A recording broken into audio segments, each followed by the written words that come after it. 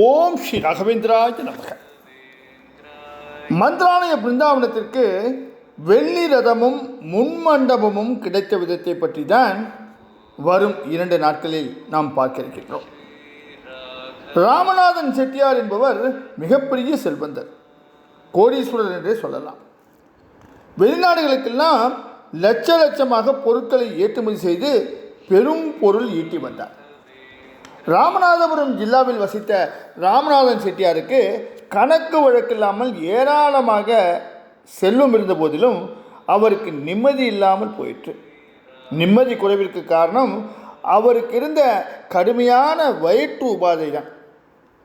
எவ்வளோ செல்வம் இருந்தாலும் சுகமாக வாழ முடியாமல் தத்தளித்தார் செட்டியார். வைத்தியத்திற்காக லட்சக்கணக்கில் பணம் செலவழிக்கவும் தயாராக இருந்தார். ஆனால் பணம்தான் செலவாயிற்றே தவிர அவரின் வயிற்றுக் கோளாறு அறவே நீங்கவில்லை. இந்த நிலையில் மிகவும் மனம் நொந்து மிகப்பெரிய டாக்டர்களை எல்லாம் அணுகினார். டாக்டர் செலவு எவ்வளவானாலும் பரவாயில்லை, என்னை அந்த சித்திரவதையிலிருந்து காப்பாற்றுங்கள் என்று கெஞ்சினார். டாக்டர்கள் செட்டியாரை நன்கு பரிசோதனை செய்தார்கள். பின்னர் அவரிடம், உங்களது நோய் மிகவும் முற்றிவிட்டது, இதை ஆப்ரேஷன் செய்யலாம் ஆனால் என்று நிறுத்தினார். என்ன டாக்டர், சொல்லுங்கள். ஆப்ரேஷன் செய்தால் உங்களுக்கு நோய் குணமாகலாம், ஆனால் உயிர் பிழைக்க வேண்டுமே என்றுதான் அச்சமாக இருக்கின்றது. புரியும்படி சொல்லுங்கள் என்றார் செட்டியார் பதட்டமாக. அதாவது ஆப்ரேஷன் வெற்றிகரமாக முடிந்தால் உங்கள் வேதனை தீரும், ஆனால் ஆப்ரேஷன் வெற்றிகரமாக முடிவதற்கு 99% சாத்தியக்கூறுகள் இல்லை. அப்படி ஒரு சதவீதத்தில் வெற்றி பெற்றால்தான் நீங்கள் உயிர் பிழைக்க முடியும். ஏனென்றால் இது அவ்வளவு சிரமமான ஆப்ரேஷன் என்று டாக்டர் திட்டவட்டமாக சொன்னதும் ராமநாதன் செட்டியார் நெடுநடுங்கி போனார்.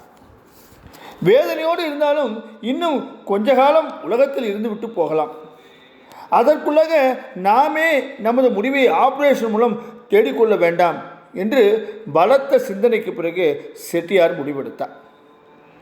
டாக்டர்கள் சொன்ன முடிவை கேட்டதிலிருந்து செட்டியார் மிகவும் மனமுடிந்து போனார். அவரிடம் செல்வம் இருந்தும் சோகம் கவியது. நாளாக அவருக்கு மனநிலை மிகவும் பாதித்தது. தனது வேதனையை யாரிடமாவது சொல்லிக்கொண்டால் தேவலாம் போன்று இருந்தது. தனது நண்பர் ஒருவரிடம் டாக்டர்கள் சொன்ன செய்தியை வருத்தத்தோடு சொன்னார். அதை கேட்ட செட்டியாரின் நண்பர் சிறிது நேரம் யோசித்தார். எனக்கு ஒரு யோஜனை தோன்றுகின்றது, அதன்படி செய்து பாருங்களேன் என்றார். ஆப்ரேஷன் தவிர வேறு என்ன சொன்னாலும் கேட்கின்றேன் என்று சொன்னார் செட்டியார். மந்திராலய மகான் ஸ்ரீ ராகவேந்திர சுவாமிகளின் அருமை பெருமைகளை சொல்லி மந்திராலயம் சென்று சேவை செய்யுமாறு சொன்னார். அதற்கு தற்போது முடியாவிட்டாலும் வீட்டிலேயே சுவாமிகளின் படத்தை வைத்து பூஜிக்கலாம் என்றும் நல்லதொரு முடிவு ஏற்படும் என்றும் சொன்னார். நண்பரின் பேச்சிலே செட்டியாருக்கு நம்பிக்கை பிறந்தது. அதனால் தன் வீட்டிலேயே ஸ்ரீ ராகவேந்திரனின் படத்தை வைத்து முறைப்படி சேவை செய்தார். அப்படி சேவை செய்து வந்தபோது ஒரு நாள் செட்டியாரின் கனவில் ஸ்ரீ ராகவேந்திரன் தோன்றினார். அன்பரே, உமக்கு இருக்கும் உபாதை நீங்குவதற்கு நீங்கள் ரண சிகிச்சை மேற்கொள்ளலாம் என்று கனவிலே ஸ்ரீ சுவாமிகள் செட்டியாரிடம் சொன்னார். அடுத்த நாளே இதை டாக்டரிடம் சொன்னதும், இதையெல்லாம் நாங்கள் நம்ப தயாராக இல்லை, மீண்டும் சொன்னதையே சொல்கின்றோம், எங்களால் உங்களின் உயிருக்கு உத்தரவாகம் தர முடியாது என்று திட்டவட்டமாக சொன்னார் டாக்டர். செட்டியாருக்கு ஸ்ரீ ராகவேந்திரனின் மேல் அசாத்திய நம்பிக்கை ஏற்பட்டிருந்தது. என்ன ஆனாலும் பரவாயில்லை, ஆப்ரேஷன் செய்யுங்கள் என்றார். ஆப்ரேஷன் முடிந்தது. செட்டியாரும் உயிர் பிழைத்தார். ஆனால் கோளாறு மட்டும் நீங்கவே இல்லை. மீண்டும் ஆப்ரேஷன் செய்ய சொன்னார். இதே போன்று 13 முறை ரண சிகிச்சை செய்யப்பட்ட பின்னால் செட்டியாருக்கு இருந்த நோய் இருந்த இடம் தெரியாமல் அறவே நீங்கியது. ஒரு முறை ஆப்ரேஷன் செய்தாலே உயிர் பிழைக்க மாட்டார் என்று எண்ணியிருந்த டாக்டருக்கு 13 முறை செய்தும் உயிருக்கு ஆபத்து ஏற்படாததோடு உபாதையும் முழுவதுமாக அகன்றதில் டாக்டர்களுக்கெல்லாம் மிகவும் அதிசயமாக இருந்தது. ஸ்ரீ ராகவேந்திரனின் ஜீவ பிருந்தாவனத்தை தரிசிக்க வேண்டும் என்ற உத்வேகம் செட்டியாரிடம் இருந்தது. உடனே தனது குடும்பத்தோடு மந்திராலயத்துக்கு சென்றார். அங்கே என்னென்ன விசேஷ பூஜைகள் உண்டோ அதையெல்லாம் தனது செலவிலேயே நடத்தினார்.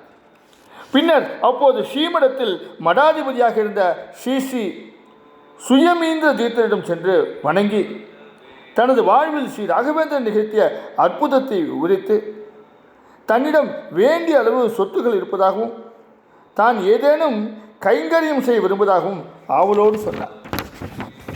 செட்டியார் சொன்னதை கேட்ட சுயமீந்திரர், நீங்கள் கைங்கரியம் செய்ய விரும்புவதை நாமும் ஏற்றுக்கொள்கின்றோம். அதிலும் ரதம் ஒன்றினை செய்து தந்தால் உற்சவ காலங்களில் மிகவும் பயன்படக்கூடியதாக இருக்கும். உங்களால் முடியுமா என்று கேட்டார். நிச்சயம் முடியும் சுவாமி, நிச்சயம் முடியும். என்னிடம் ஏராளமான பொருள் வசதி இருக்கின்றது. எனக்கு உயிர் பிச்சை அளித்த மகானுக்கு சாதாரண ரதத்தையா செய்து கொடுப்பது? வெள்ளி ரதமே கைங்கரியமாக செலுத்துகின்றேன் என்றார் பெருமிதத்தோடு. அப்படியே ஆகட்டும் என்று சொல்லி பிரசாதத்தை கொடுத்து அனுப்பினார் ஸ்ரீ சுயமீந்திரர். மந்திராலயத்திலிருந்து குடும்பத்தோடு திரும்பிய செட்டியாருக்கு ஏராளமான ஆர்டர்கள் குவிந்து கிடந்தன. வெளிநாட்டுக்கு சரக்கு அனுப்புவதில் மிகவும் மும்முரமாகிவிட்டார். வியாபாரத்தில் திளைத்த செட்டியார் தனது வியாதியை நீக்கிய ஸ்ரீ ராகவேந்தருக்கு காணிக்கையாக செலுத்த வேண்டிய வெள்ளியாலான ரஜத ரதத்தை பற்றிய நினைவே மறந்துவிட்டார். தொடர்ந்து என்ன நடந்தது நாளை உரையில் பார்ப்போமா? ஓம் ஸ்ரீ ராகவேந்திராய நமக. ஓம் ஸ்ரீ ராகவேந்திராய நமக. ஓம் ஸ்ரீ ராகவேந்திராய நமக.